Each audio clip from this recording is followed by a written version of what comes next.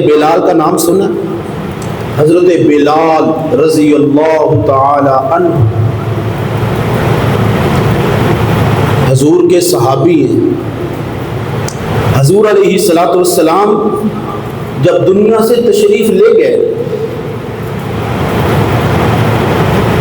تو غم اور صدمہ اس قدر تھا کہ برداشت نہ ہو۔ اذان کے لیے آئے حضور کے دنیا سے رخصت ہو جانے کے بعد، منبر مصطفیٰ کے سامنے کھڑے ہوئے نا، اشہد ان محمد رسول اللہ جب فرمایا تو حضور نظر نہیں آئے، بے ہوش ہو کر گر پڑے۔ جب ہوش آئی تو قسم اٹھا لی کہ بھی آج کے بعد بلال کی زبان سے تم اذان نہیں سنو گے۔ اور پھر حضور کی جدائی پھر برداشت نہ ہوئی، حضرت ابو بکر صدیق سے اجازت لے کر یمن تشریف لے گئے حضرت بلال۔ یمن آج بھی حضرت بلال کی قبر دمشق میں ہے۔ یہ حضرت بلال حبشی ہیں، کوئی بڑے خاندان کے نہیں ہیں، لیکن رسول پاک علیہ الصلوۃ والسلام کی محبت اس قدر زیادہ تھی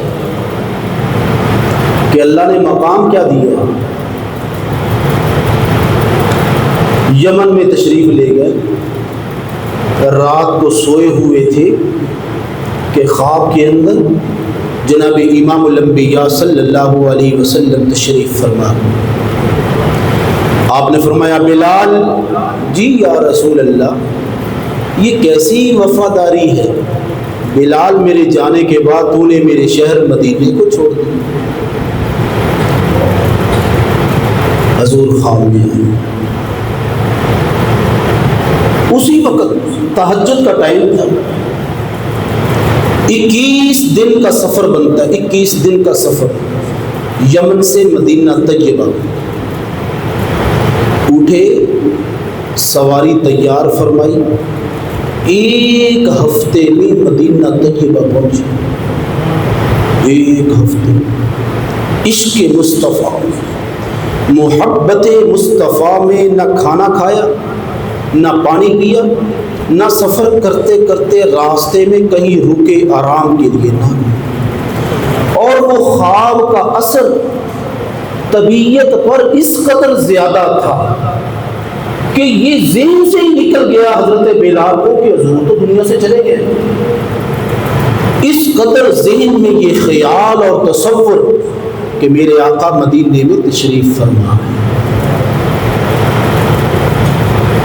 1 ہفتے میں مدینے میں پہنچے، سامنے جب روضہ رسول نظر آیا نا تو آپ کی قبر اطہر و مبارک پر آ کر گر گئے اور رونے لگے، یا رسول اللہ، آپ کا غلام، آپ کا نوکر بلال آیا ہے، آپ کدھر؟ یا رسول اللہ، بلال آ گیا، آپ کدھر؟ زور کی تار رونے لگے۔ اذان کا وقت ہو گیا، میں امام حسن اور حسین کی محبت کے بارے میں بات کر رہا ہوں۔ اذان کا ٹائم ہو گیا، صحابہ نے درخواست کی، یا بلال آج اذان پڑھ دیں، حضور کی یاد تازہ ہی ہو جائے، آج اذان سنا دیں، حضور کی یاد تازہ کروا دیں۔ آپ نے فرمایا نا، میں نے تو قسم اٹھائی ہوئی ہے، میں نے اذان نہیں پڑھنی، مجھ سے برداشت نہیں ہوتا کہ محبوب نہ ہو اور میری زبان پہ اشہد ان محمد رسول اللہ آ جائے، یہ برداشت نہیں ہوتا میرے سے، مجھے معافی دے دو۔ صحابہ حضرت امام حسن اور حسین 9-10 سال عمر ہے، کتنی؟ 9-10 سال۔ بچوں، اے رسول اللہ کے شہزادوں، حضرت بلال سے درخواست کرو، ہاں امام حسن اور حسین حضرت بلال کے پاس آئے، چاچا جان ایک درخواست ہے۔ نا میرے بچوں، درخواست نہ کرو، آپ تو سردار ہو۔ یہ بلال کی بات سے حضرت بلال کن کو کہہ رہے ہیں سردار؟ امام حسن اور حسین۔ اے بچوں، اے رسول اللہ کے نواسو، تمہارا مقام اس قدر زیادہ ہے کہ بلال 70 بھی ہو، تمہاری عظمت کو نہیں پہنچ سکتے۔ درخواست نہ کرو، حکم فرماؤ۔ تمہارے حکم پر بلال اپنی قسم توڑنے کے لیے تیار ہے۔ حضرت امام حسن اور حسین کے حکم پر حضرت بلال نے اذان پڑھی مدینہ طیبہ کے اندر۔ بس اذان پڑھنے کی دیر تھی، کتابوں کے اندر لکھا ہے کہ مدینہ کی فضا بدل گئی۔ ایسے معلوم ہوا کہ مؤذن مصطفیٰ کی آواز ہے، ہو سکتا ہے امام مصطفیٰ، امام منبر و محراب جناب رسول اللہ بھی ہو سکتا ہے تشریف لا چکے۔ عورتیں، بچے، بوڑھے، جوان روتے ہوئے مدینے کی گلیوں، مسجد نبوی کے دروازے کی طرف۔ ہاں، یہ حضرت بلال ہیں، دمشق میں دفن ہیں۔ اور میرے آقا نے کیا فرمایا کہ کل قیامت کا دن ہوگا، سب سے پہلے میں اپنی قبر اطہر سے کھڑا ہوں گا، اور میرے دائیں طرف حضرت ابو بکر، میرے بائیں طرف حضرت عمر رضی اللہ تعالی عنہما، اور میرے قدموں سے حضرت بلال رضی اللہ تعالی عنہ تشریف فرما۔